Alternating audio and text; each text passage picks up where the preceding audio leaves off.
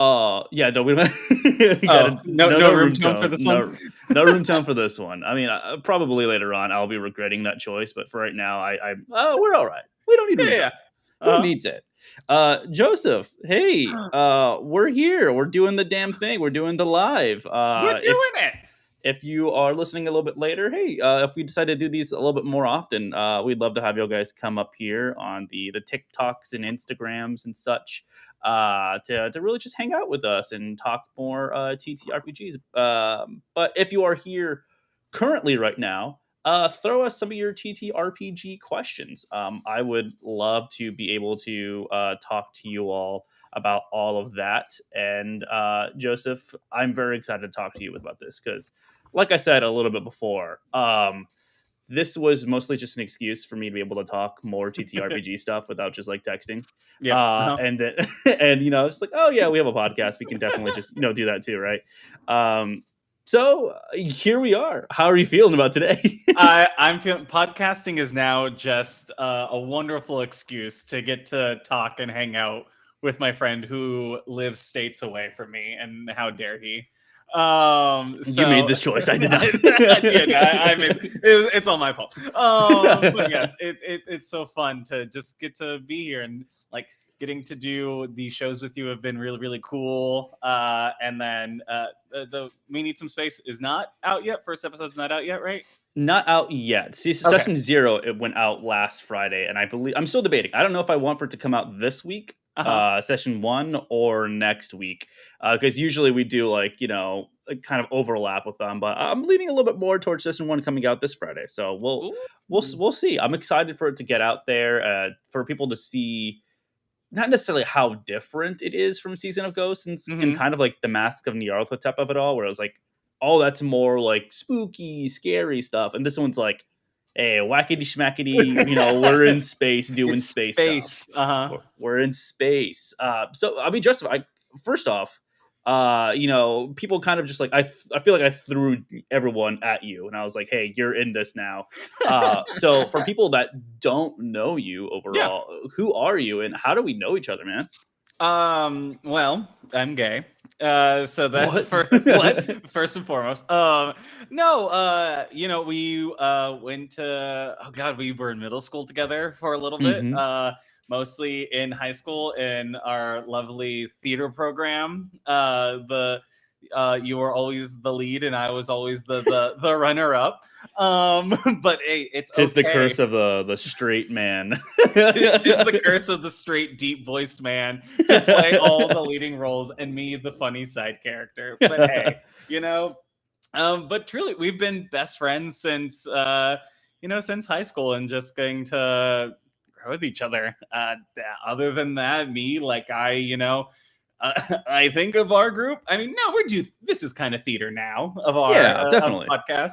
But I kind of like followed it a bit more. Worked out as a theme park performer at San Antonio, and then now I work in the amusement park central hub of the world, Orlando, and get to do some really cool things and still live in that entertainment space, which is a lot of fun. And it's been a while since I've gotten to like do any sort of acting or anything like that. So when you're like, hey, I'm doing this podcast, I said, that's so cool. I don't think I could dedicate time to it. And then we talked more. And then you're like, all right, just Mask of Nyarlathotep. Like, let's try it. I was like, all right, let's try it. And now I'm fully into it. I'm glad. I'm really, really glad. Because like I said, I mean, I feel like you were one of the very first people that I approached to when I had this idea. Because I mean, like you and I have been having conversations about kind of actual plays and tabletop RPGs for a lot of our adult life. Definitely was not something that we were into when we were in high school or middle school or anything like that. Nah, that was nerd shit. Yeah, exactly. But now that we're older, I think needing that need to be more more performer or like to get out of my like corporate skin, I was like, I need to find a way to make an excuse for all of our friends to get together and just roll some dice and play around. And I'm glad that we have this sort of avenue for that. But Joseph, I mean, that's kind of where I want to start with this conversation overall, which is, we know who you are now. Get that out of here, right? But it is now like, How do you feel kind of going from our games that, were unrecorded, that they were just kind of like, they were just for fun, Hmm. just kind of hanging around, and then now kind of going into a more performative sort of medium with it? Do you feel any different? Do you miss more of just like more off screen stuff? Or like, tell me, like, what do you think about that? I actually love that we're doing this sort of like that we're recording it and Hmm. that we're just putting it out into the universe like for all those to enjoy. When we played in home or like off screen, I felt like we kind of like, oh, this is so much fun, oh, we'll put it off, like we'll life gets in the way, work gets in the way. But now that we're kind of recording it and it's a show, it's almost like, all right, we got to be on time, everybody, we gotta like Yeah. we gotta make the time to meet up more than just like a friend hangout. So it's nice to have the little bit of stakes added to it. And yeah, like I said, I get to feel like I'm performing again, which is fun to uh, be on the screen in sort of a way, and get to see all y'all again, which is honestly my favorite part. Is just miss all my friends back home, so it's great to like have time and look forward to it in the week. Like, oh, we're gonna record. I get to see my friends. Like, we're gonna have so much fun. Yeah, no, definitely. It's funny, like I'm hearing you say y'all and stuff like that. I don't know if I ever told you, but there's this one fantastic comment that someone put on one of our Spotify episodes, and it's Mhm. so hilarious. It literally just says y'all, period. Y'all, period. Y'all. And I was like, that is so true. Yes. That was a big thing that like Ethan had to really push me to it when we were recording Season of Ghosts, which, Uh-huh. hey, if you're watching live, check out our Pathfinder show, Season of Ghosts, out there wherever you get your podcasts. But it was just so funny because he's like, "Wow, a lot of these people in Willow Shore say y'all, huh?" And I'm like, "Oh yeah, like I should fix that." And so now I'm way more like cognizant of that Uh-huh. and being like, "Okay, I need to like have some sort of."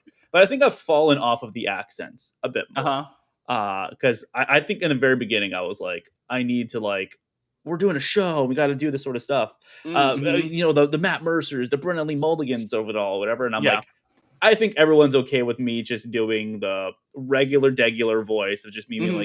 like there's the sneaky voice, like yeah, and then there's like the just like the shades of the same person that's all over this. Yes, exactly. It's just you in different costumes, but it's still your deep baritone voice, just pitched up slightly different, like like your falsetto. If you need to pretend to be a woman or something like that. Yes, literally.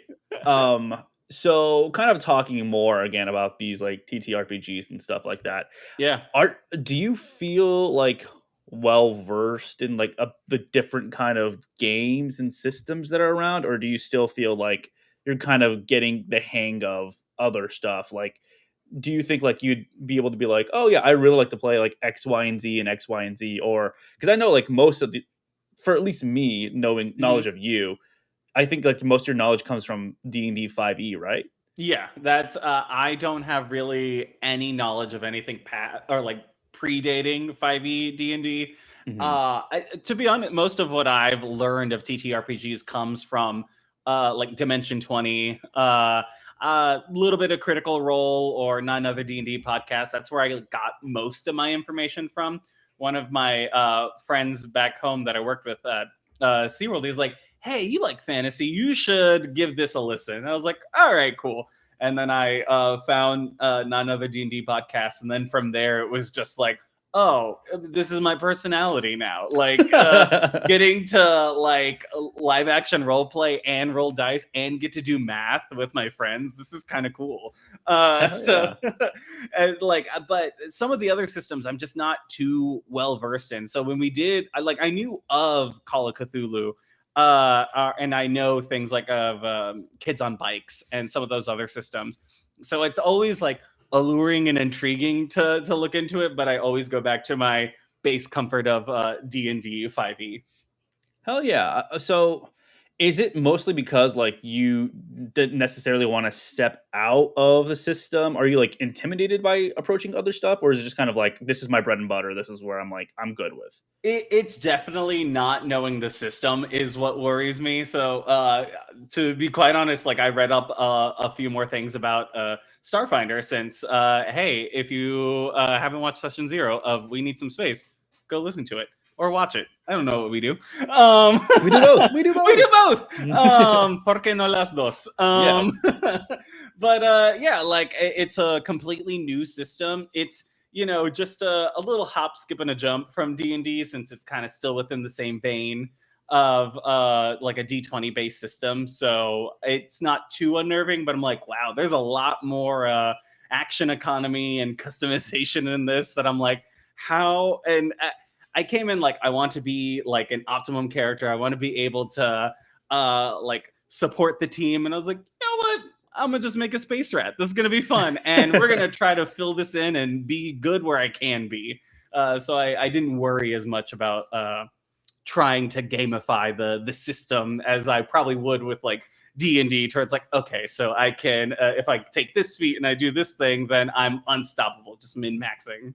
Oh yeah, that's Zach. Zach does Yeah, that exactly. any game. Yeah, Zach's like, how do I do this? Blah blah blah. You should like, I don't know if you've listened to a lot of Season of Ghosts or not, but there is a lot of times where Zach's like, no, you can't do that because of this, and I'm like, I'm gonna kill myself because like the way he's built out his champion in Pathfinder is just so. It's so great because he came in there like, I'm gonna be the healer, and then immediately was like, just kidding, I'm not gonna do that. I'm gonna be all about me, and so like he has this ring of fear that basically if he causes fear on hmm anything, if you're within like I think it's like 30 feet of him, hmm your fear condition does not go down like at all when like it usually Oh. does. So it's just him like hitting things with his fear, his fear weapon, and then just Uh-huh. constantly just running after the person so they can't get out of it. And it's hilarious. I love it. Uh, It's like it's of course frustrating as a GM to play against, but oh it's yeah. also like hilarious as someone that gets to play a game to be like, can I outsmart this? Yeah, Uh, yeah. but Joseph, why do you like TTRPGs? Well, actually, no, we did. We said that already, right? Or no? I think so. I mean, we talk.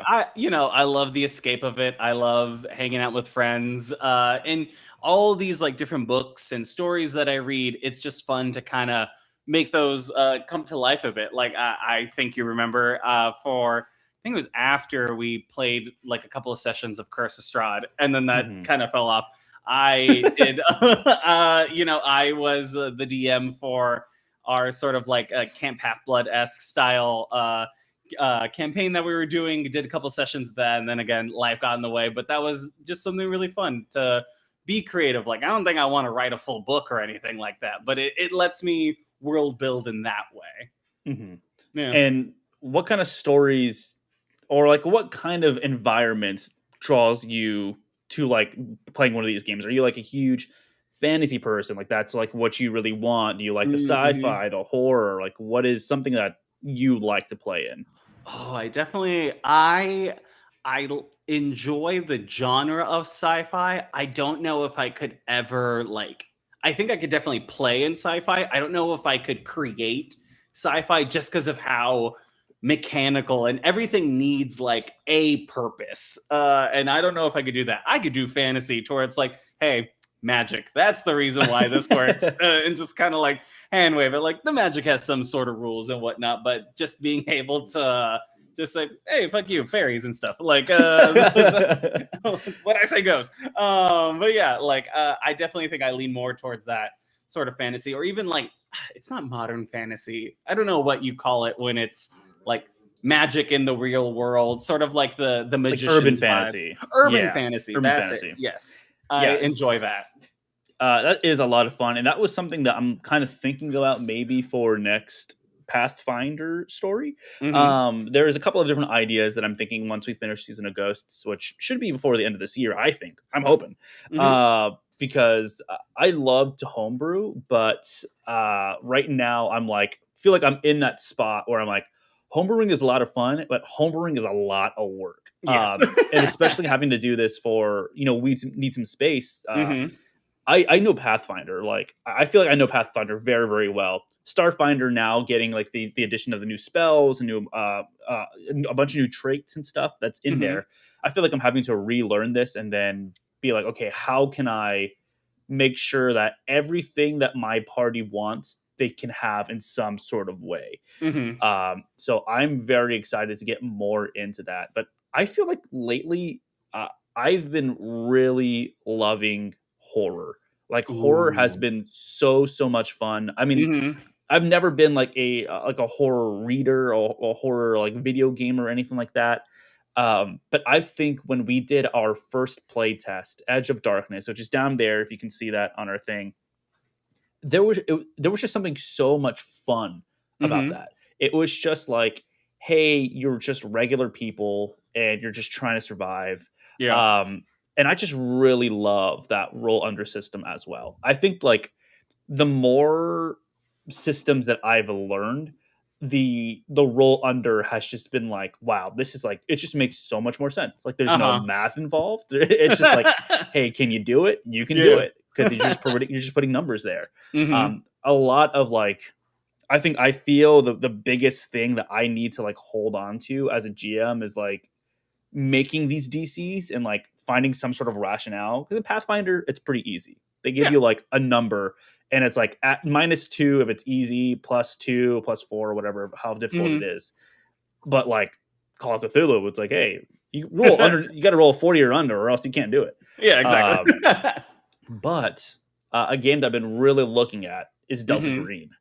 Ooh. Um, and Delta Green is a horror game, but it's very similar to Call of Cthulhu. It's a roll under D100 system, Hmm. but you are working for a secret government organization, and you are basically like called there to get rid of the evidence of what's Mm. going on there. So you're not necessarily trying to solve it. In fact, like you're trying to actively not solve it. You're trying Like to cover actively it be up. like, yeah, like cover it up. And Yeah. like the cool thing about that game is that if you learn too much, Delta Green agents are sent after you.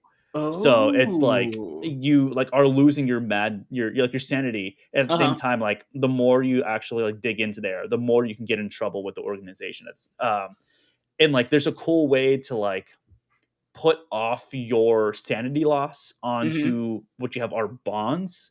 So you get to have like different important side characters in your life. So like boom, you go out throughout the day doing your Delta Green job, and then at Yeah. night it's like I'm angry, I'm gonna yell at my wife, and like so that is like it's like that, and so it's like until finally you lose like all of your bonds and you're just stuck Uh-huh. with like you yourself losing your sanity. And so it sounds like hilariously like Uh, depressing. yes. But I don't know what it is. Like maybe it's just me getting older, that I'm just like the not the realism of it all, because I don't yell at my Uh-huh. wife. I love you, Joe. Uh, but it is that like Joe's just on uh a run right now listening and being like, oh, why does he want to yell at me?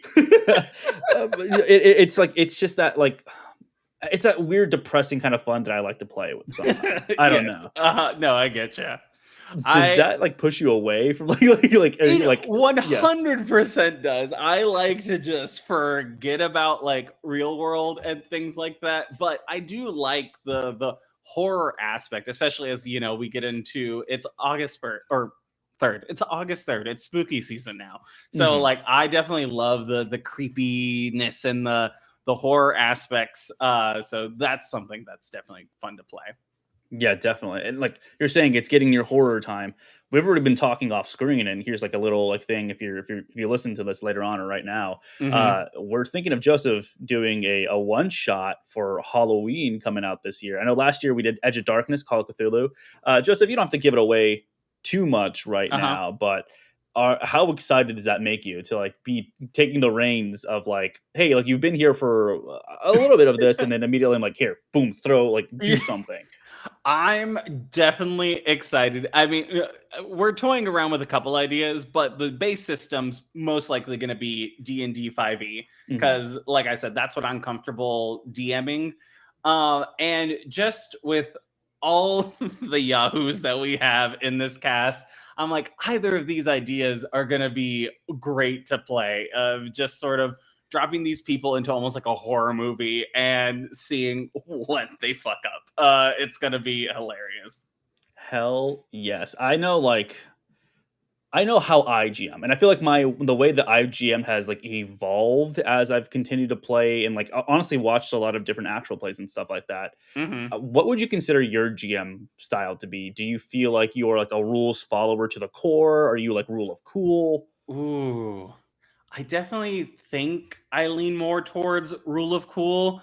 It's almost like it's very bargaining. It's like, all right, so this is what you want to do. Like, tell me what you actually are trying to accomplish. And it's like, okay, if you do this, I'm gonna make you roll X, Y, and Z. And if you fail, then this insane thing's gonna happen. Like high risk, high reward. I think that's the way that I like to DM, and definitely like I'll build myself like an opening paragraph almost of like describing scenes and then just seeing how the rest of the cast takes that on. So I try to like tell that story more and then just see where everyone else will take it. So I guess a bargaining storyteller kind of GM.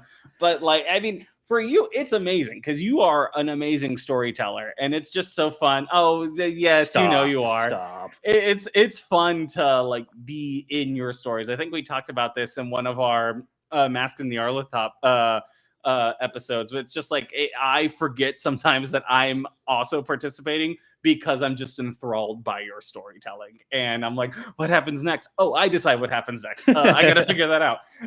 But yeah. Yeah, definitely. Like, I feel like I've learned so much by watching a bunch of different GMs. Of course, like I Mm-hmm. think I learned my love for the game through Brendan Lee Mm-hmm. Mulligan from Dimension 20. I think I learned like world building from Matt Mercer.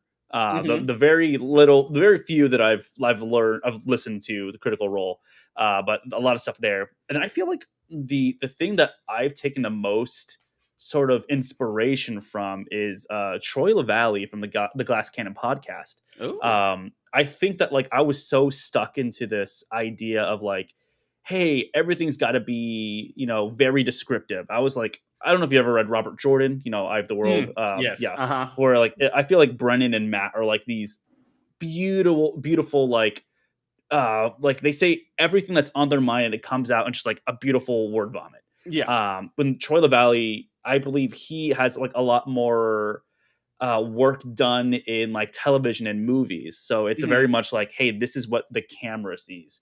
And I feel like Mm-hmm. that was me growing up. Like I was a very big movie and TV person. So Oh that yeah. works a lot easier for me. Like being able to talk about like what does the camera see itself. Mm-hmm. And I feel like ever since I've done that, my GMing has changed dramatically. And I think for the better, but I definitely think that there's definitely stuff that I could do better with my GMings. I mean, it's great because as you say that, I'm like, oh yeah, you definitely do open and be like, okay, the camera pans in, it sees this. I'm like, oh yes, I could see it clearly because just relating it to like a movie almost. And yeah, I definitely see that.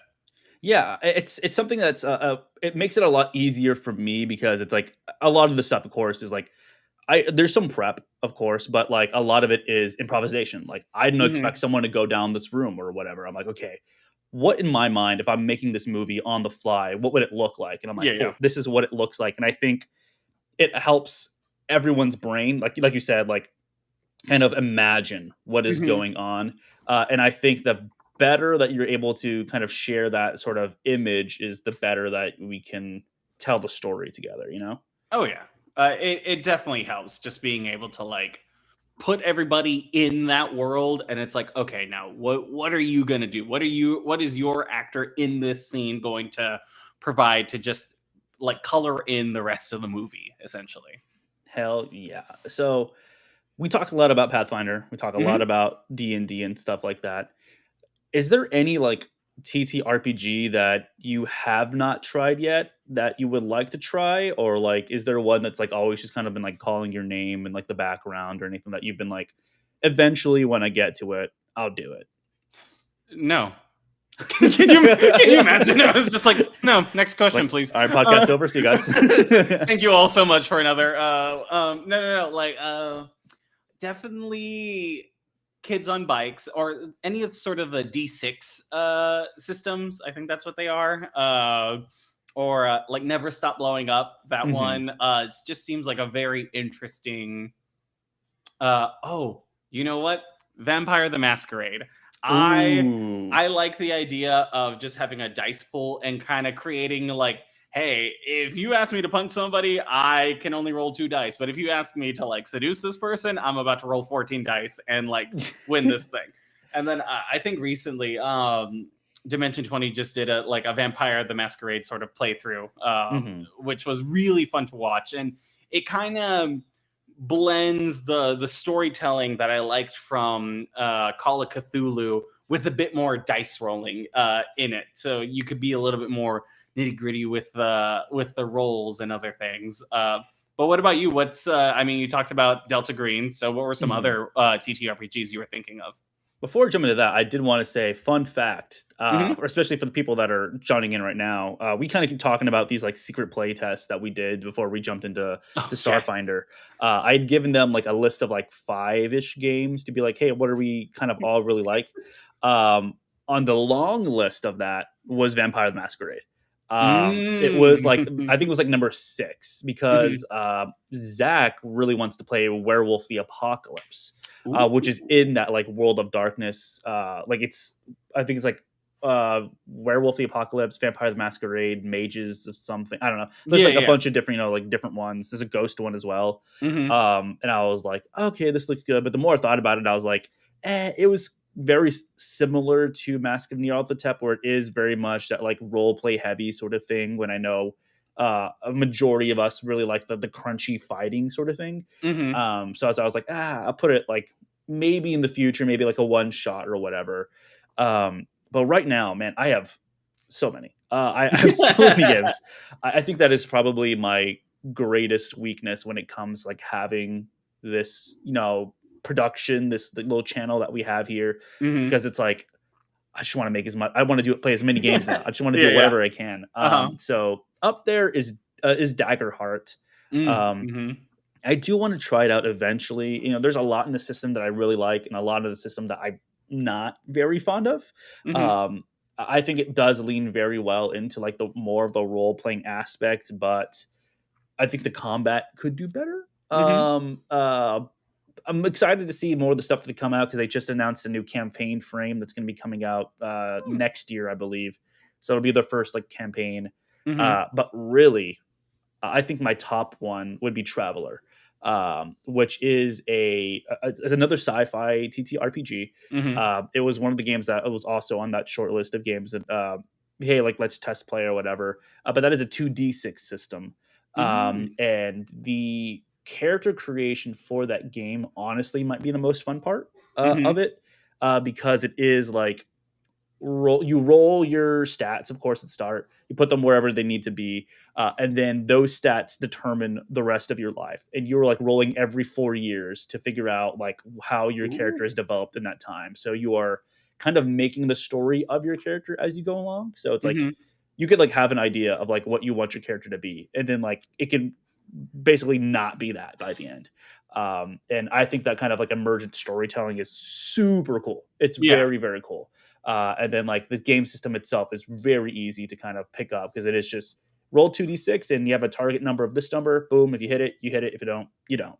Mhm. But I would say like that's probably like my two that I'm like, I eventually think that they're top of the list that we're going to get there. Mhm. But my priorities right now is to get deeper into We Need Some Space, Uh-huh. and to finish Season of Ghosts, because I feel like We Need Some Space needs more love that's in there because we've only recorded 2 episodes. Well, Uh-huh. technically Uh-huh. 3 with Session Zero. Yeah, And yeah. then Season of Ghosts is like on the precipice of finishing. We have like maybe, Ooh. I think like maybe 12 more episodes, maybe. If I'm being generous with Yeah, like yeah. going, but the way Ethan did some stuff last episode, oof, Oh, I don't know. no. I got to tell you about that off air. What some of the stuff that he did. It was very, very, very interesting. And he was like, Okay. "I didn't mean to do that." What do you mean? What do you mean? But yeah. That So you go ahead. What were you saying? there is the third secret TTRPG that you're really, really looking forward to, and I know that was definitely on like the top list of the ones that were playing. You definitely want to try run Curse of Strahd again for for all of us. Joseph, I'm gonna say this. Ever since we started talking about it, I have Uh-huh. been thinking about it. I have Yes. been. It has been kind of popping up because they are making a 5.5e version of Curse of Strahd. I think like the Ravenloft source book Okay. came out. Uh-huh. So I have thought about it. Yeah. I just really don't enjoy 5e or D&D. Uh, yes, I think it can be needlessly complicated sometimes, and then needlessly like way too easy sometimes. Yeah, yeah, yeah. But I think they fixed a lot of that with 5.5e. Mm-hmm. I'll be honest. I've looked at some of the rule books. I purchased some of the materials and checked it out, and I'm like, okay, like they've kind of This fixed one? that right there. Yeah, yeah. Yeah, that one right there. But I don't know. Eventually, I think we will get back to Curse of Strahd.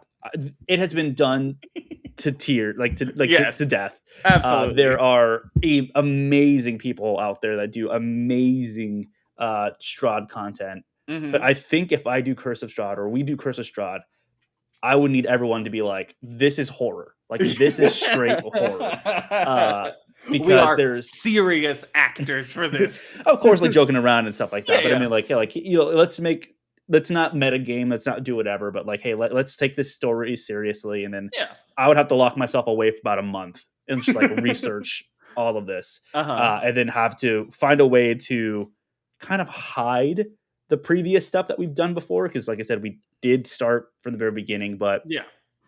I think I would be able to definitely enhance the way that we've done it before.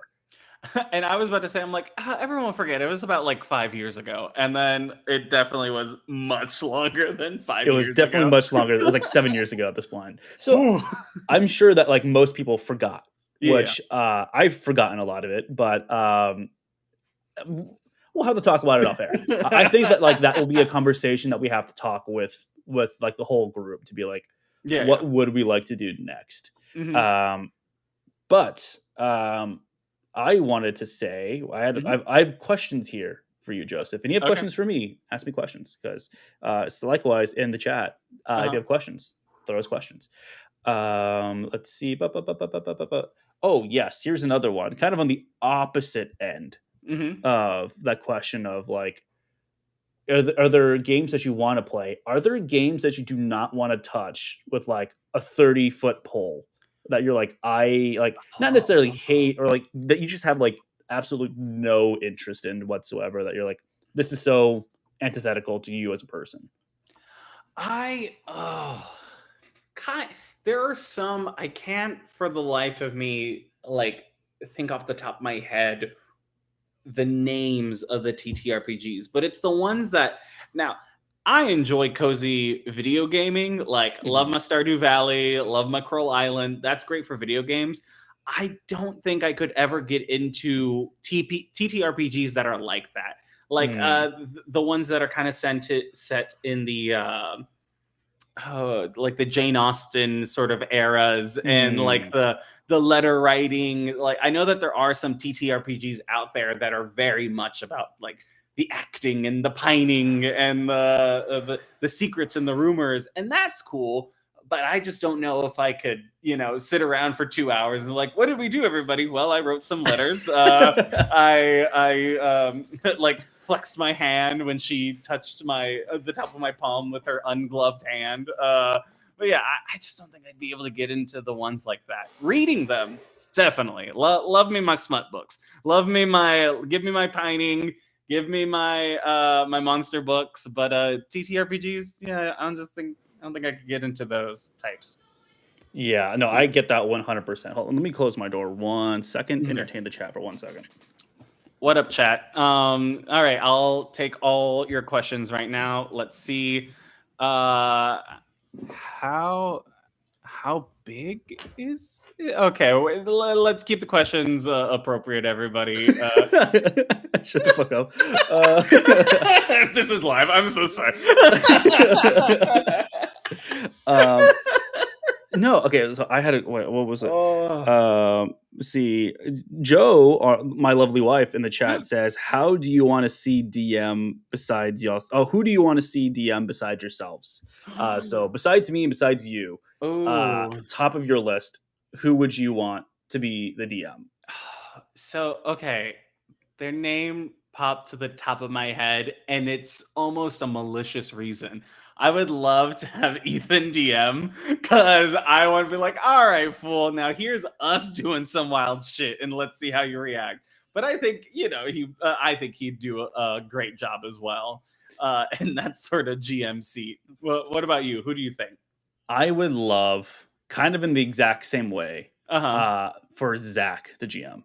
I Mm-hmm. think having Zach GM a game would be probably the most fun and the most technical game we ever play, Yes. because I think much of it I cut out because I'm not sure how much people are interested in talking about like our rules conversations. I mean, like, Mm-hmm. well, this is whatever, but a lot of the times Zach is like, that doesn't work that way, and I'm like, okay, let me check that out. So like we pull up like the archive of Nethys for Pathfinder. I'm like, Yeah. oh no, Zach is right. That doesn't work that way. Okay, cool.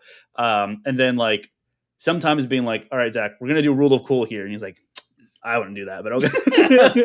Ooh. It's like, I don't know. I guess you can if you want. That's not cool, but But yeah, there is a lot of stuff. And then also when I'm like, I go against what I did before, and Zach's like, but you did this other time. And I'm like, I know, Zachary.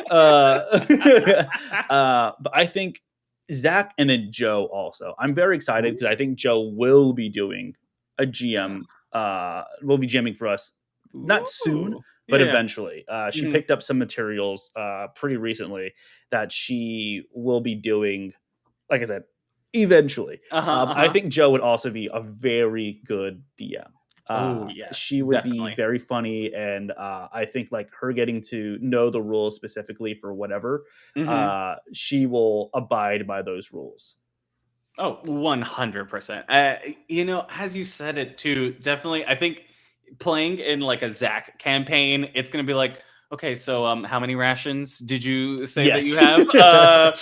Ooh, so sorry, you have one level of exhaustion because you are hungry. But but it's just so fun to see everybody's play styles as well, like getting to just play with everybody, and it would be very interesting to see how everybody would want to try to GM and especially what they would want to GM, like what source material that draws them to it.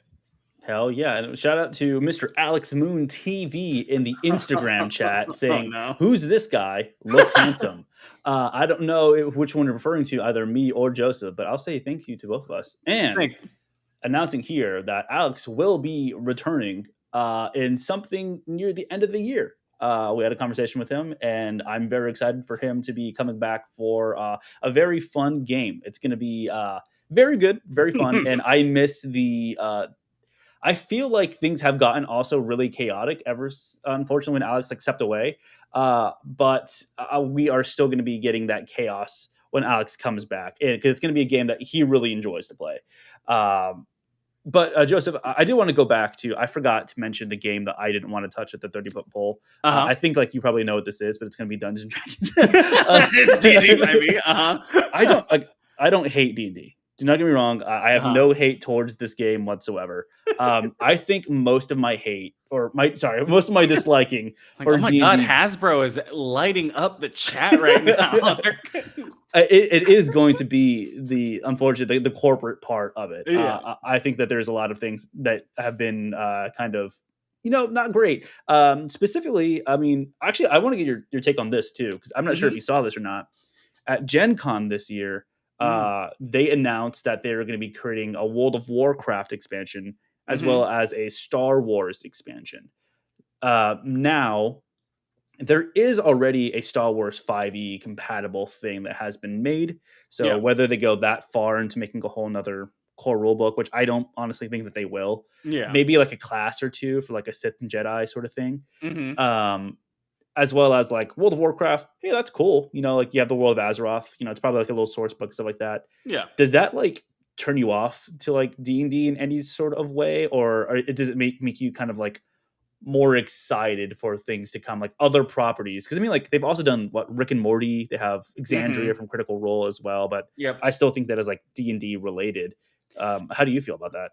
Yeah, it's really interesting because I saw the announcement, and I was like, I thought there already was a Star Wars 5e, and then I was like, oh, it's unofficial. Okay, Hmm. so definitely will be interesting. I mean, to be honest, they're just going to be able to actually name the thing. So it's not going to Mhm. be, I don't know what Star Wars 5e calls it, but they're going to actually get to use Jedi trademarked, and Yeah. like Sith and all the other sort of terminology, which I love Star Wars. So Mhm. it's like cool to see that, but it's kind of already there. And I think that's the fun thing about TTRPGs and D&D is e- while the sort of like corporate hands get closer and closer in on it, you're still able to go off and make your own sort of like source books. And it just takes one guy or gal or person just be like, you know what? There's not this game. I want to make this. I'm going to make this whole like source book of like this niche interest that I have. And it's just so cool to be able to see that. So it is interesting to see the official announcements of these types of content, but I still like the homegrown ones that people get to make on their own. They might be definitely broken, but it's still fun for Yeah. those people to play, at their home tables. Have you ever been to the D&D homebrew section, and just gone to, like, most downvoted of, like, homebrew stuff, and it's always, like, the most broken spell in the world? It's, I, like, level 1 spell, Omega Wish. You get 1 oh wish that yeah, no. and it's so funny because people, like some of these are obviously jokes, Yeah. but some of them are, like, I think legitimate tries to, like, make these spells, and it's Yeah. still, like, the most broken spell in the world, and I'm like, "Oh, man," like, that is so funny, Mhm. seeing some of that stuff. there, there was one in not another D&D podcast. Shout out, love them.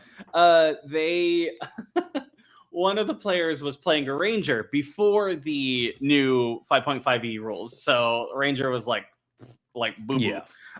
So they're like, how can I beef this up? And they they made it into a jam, like marmalade and jam ranger, and they had jam points, almost like sorcery points, and it was just so broken. They were able to cast, like, using 3 points, cast slow, and then if the person succeeded, use an additional point to make them fail. And it was like you get points equal to like your wisdom modifier and your like class level times X, Y, and Z. And it was just so broken. And all those characters got like different broken items. So it was fun to see like the ridiculousness of that. But it's just always funny to be like, well, I built this. The only way I can get rid of it is either by it breaking or you dying. So we'll see what happens first. We have Joe saying, "When will you put Jimothy in one of the campaigns?" He is now available on Archive of Nethys. I will consider it.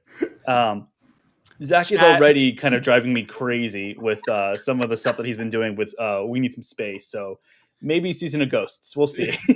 Jimothy is canon. Antony's long lost cousin that I'm sure we will find and will be very prominent in We Need Some Space. Actually, Jimothy's just across all of them. You didn't see it, but he was helping us in Mask of Nyarlathotep. Okay, cool. Yeah, exactly. He just had really bad roles, so we like edited him out. A while back, we kind of talked about, like the games that we want to play, like we don't Mhm. want to play or anything like that, as well as we kind of got into like these broken home brew rules and stuff like that. I'll admit that I have thought about writing my own sort of game. Yes, we talked about Yes, we this. talked about this, Uh-huh. and I feel like I think one of the major reasons why I really do enjoy reading rule books is seeing like the purposes behind some of the designs that they Mhm. have in this thing, and like there are so many great specific uh what are they called, like not engines, but like it's like a feature in a Mm. game Yeah, that yeah. I'm like, why doesn't every game have this? Do you Yes. have anything like that? Oh. No, not that I can really think. Honestly, the one that comes to mind is when we played our when I was DMing our Camp Half Blood one, when I was like, all right, these are like demigods, and they get like feats from the gods of like boons and banes. I kind of like stole that from a mythic of Theros, I think it is, which is another D&D source book. I was just like, what if I made it just a little bit more fun. And it's just things like that that I love. What's like one that's tickling the back of your mind? What are you thinking of? There are so many, man. So I read a little bit of Mothership, and in Mothership they have this death mechanic Mm, that so it's like anti-meta game. So basically what they do is you have like a cup there at the table, and then mm-hmm. underneath the cup you'll get a D4. You'll put it underneath the cup when you're like you go down and you'll shake it. And so you have a number hidden underneath this cup, and that Mm-hmm. is as many rounds as it'll take before you die. So it is like Oh. he's like, you don't know if it's a four, you don't know if it's a one. Uh-huh. So it is kind of like a, hey, I can try and heal myself up this like while I'm down, try and like stabilize. Yeah, yeah. If I don't make it, then the next round is gonna be the next time someone comes up to you, right? Mm-hmm. So you don't know if like you need to rush over there, if you need to stay that. And then when someone finally does come over and stabilizes you or Uh-huh. attempts to stabilize you, you remove the cup. And whatever the Ooh. number is there, it is like, oh, like did you beat the timer, the death Yeah, yeah, timer? yeah. So like if it was like 3 rounds before someone could get to you and you only had one, you've been Yeah, dead yeah. for 2 rounds. And Oh. so it is like you're going over to this body and like trying to stabilize, and you get over there to realize like someone Mm-hmm. has died. That's brutal, but that's so It's cool. so cool, right? Another one, I think the best thing about Daggerheart is the hope Mm-hmm. and fear points. Mm-hmm. And I would say that's probably also like going to be a part of the kids on bikes and that sort Mm-hmm. of system as well, where it is these points that you can spend. I like these kind of currencies that you have to be able to change the game in some sort of way for the better or for worse. Mm-hmm. And I think Daggerheart has done it the best, where it is like if your characters like roll a fail, boom, you immediately the DM gets a fear token, or if like they get a critical success, they get a hope token, or they do something in character, they get a hope token, and they're Mm-hmm. able to use these to cast spells or like upcast things, or the GM is able to use them to bring more people in or to like take a turn in the middle of combat. I think those sort of things that it's able to like have something on you to Yeah. physically keep you within the game Mm-hmm. is so much fun. That is like some of like the best game design ever, and that would be something that I would steal if I would ever to make a game. Oh yeah. Or like there was another, I can't remember where it was I was listening to it, but like they involved morale checks for Mm, like big wars, like different factions fighting each other. If you like whittle down one section of the army enough, then you can force them to do morale checks and just like essentially break the army instead of like, okay, and soldier number one does this, okay, soldier number two, and like it just kind of expedites like these big battles and also kind of influences like characters in that way of just like I break their morale like they are yeah, scattered. Like I think that's pretty cool sort of feature. a lot of OSR old school revival games to have Hmm. those. They're they're bringing that back because I think that's also great, man. Because like sometimes I'm in a combat and I'm like, man, I really want this to end, but y'all can't hit for shit. Like it's just Yeah. like I'm out here trying, big dog. Like like Yeah. I wish I could help you, but like Yeah. you just got to hit. Hmm. And then eventually I'm like, okay, cool. They skedaddle or something like that. They don't see anything. Yeah. But I think morale checks is also something that's really great, a really fun thing. Hmm. Another thing I'll give to Daggerheart is the I forgot what it's called, but it's something die, but a countdown die. Mm. And so basically, it's like any action that you make or any failure, you can change it to whatever you want, Hmm. but whatever you do changes the die in some sort of way. So like there are some abilities that activate a countdown die. So it could be like a guard being like, I'm using my ability to call in reinforcements. Hmm. Boom, cool. They put the die at 3, and then every action that the players make drops it down by 1 until finally Mm. like when you get to 1, the thing happens. So it's a cool way to be like y'all guys trying to strategize like Yeah. to take this or to do this or to do this instead, find a way to in the least amount of actions possible, Hmm. being able to not get screwed by what's coming up, Mm-hmm. That is I pretty don't know. cool. Kind of giving like an objective within the fight itself or the combat. It's just kind of like, yeah, we could keep going blow for blow, but if you don't do it in like this certain amount of time, like consequences. Yes, definitely. I wanted to ask also, and like I said, do you Mhm. have any questions for me? Yeah, you should throw me, Big Dog. I'll let you Uh, know. yeah. The for We Need Some Space. Yeah, yeah. Session Zero is coming out very soon. Mhm.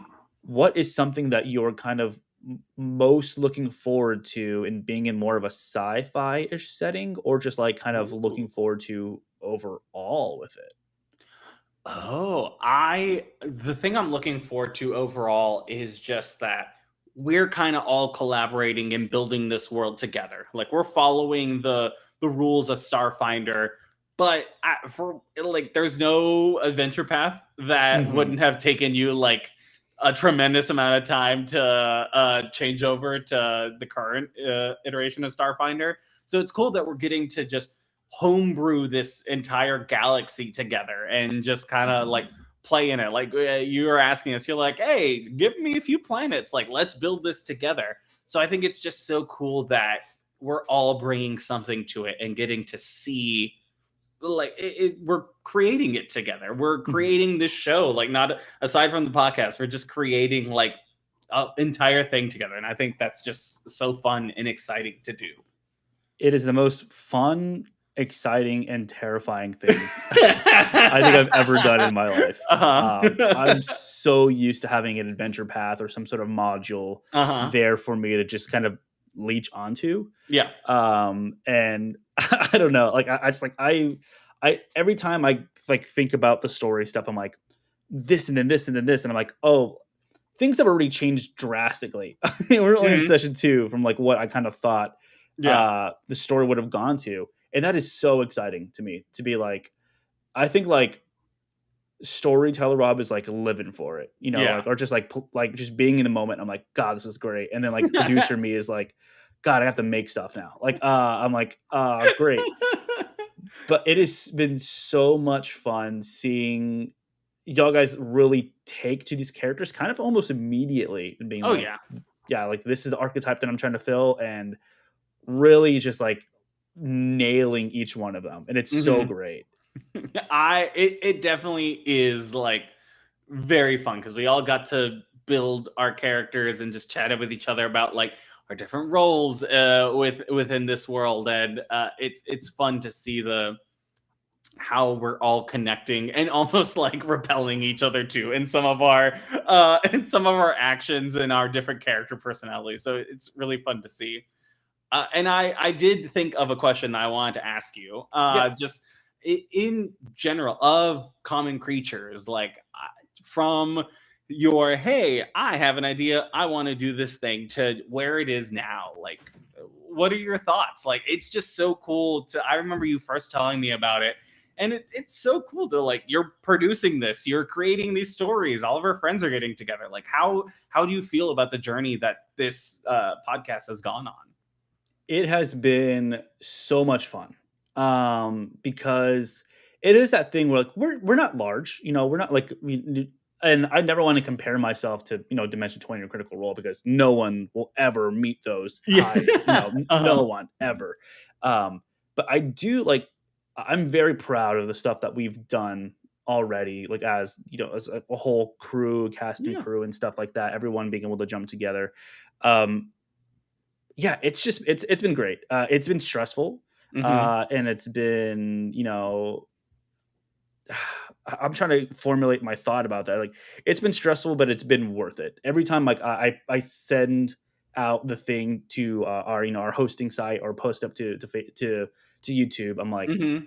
that's another one done. Like that's one out there, and especially with like how I feel confident, how everyone has really grown as storytellers, as Mhm. like just even just like grown within learning the system and stuff like that.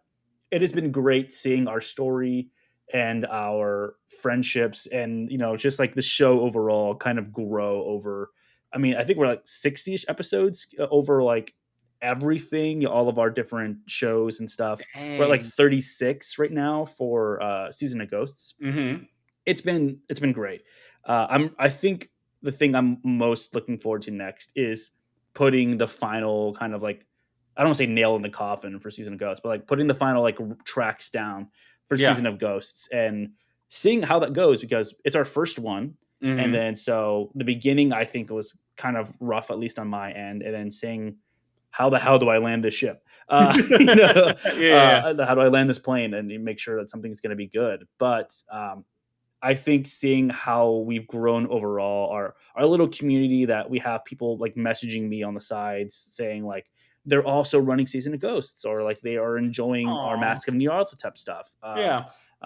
or saying that they are very excited for seeing some Starfinder stuff has Hmm. been awesome. And I think just having those little comments and those little reviews that we have really do mean the world to me because it is like, of course, at the end of the day, this is just us rolling dice, hanging out, and stuff like Yeah. that. Uh-huh. But it is nice seeing that people are listening. Yeah. Seeing that people in Vietnam, in Canada, in Australia, and like all these different countries around the world are listening, and seeing those numbers grow, get up. It's just been like amazing.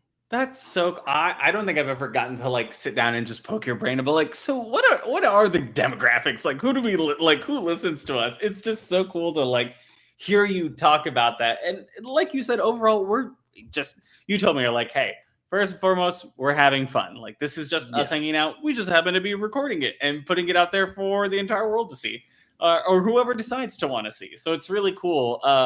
It's also just fun and interesting of like, what is our digital footprint going to be like say Yeah. 10 years from now, someone's like, are you that guy from Common Creatures? It's like, how'd you find me? Get out of my house. Get out of my house. Yeah, I would say our top five right now are Uh-huh. United States, obviously at the top, Hmm. and our number one state. Let's shout out them is New York, baby. New York. Yeah, Wow. New York, and then we have Canada, Okay. United Kingdom, Vietnam, and Japan. So those are our top five, which is insane, frankly That's insane. so cool. But it's like I said, it's awesome. Yeah, I yeah. don't know if some of these are bots or not, but if they are, thank you for botting. But it's I awesome. purchased all these followers, Robert. It's just for you and I to sit And you know down and what? just chat.